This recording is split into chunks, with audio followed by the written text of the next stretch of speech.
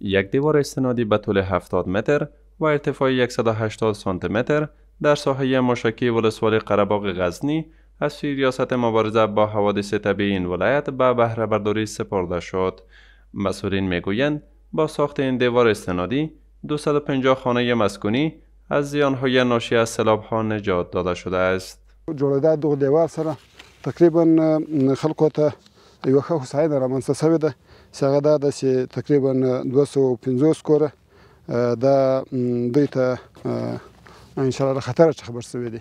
باشندگان این ساحه می‌افزایند با ساخت این دیوار خانه‌ها و زمین‌های زراعتیشان از خطر ناشی از سیلاب‌ها در امان شده است. این دیوال په زریعه باندې بند شو کني دغه سیلاب چې براغه ډیر تاوانونه د کورو ته او کلیو ته رسول نو په یو اساس باندې دا دیوال ډیره ګټه وکړه موږ ته. دا دیوال جوړ شوی د موږ تر اخر اندازې په خوشاله یو خو لمغ لا اسلامي امارت څخه دا غوښتنه د دا پات دیوال هم راته جوړ کی. مسئولین این ریاست در غزنی اطمینان می‌دهند که کار سروی تکنیکی یک تعداد پروژه‌های زیربنایی دیگر در این ولایت همچنان جریان دارد.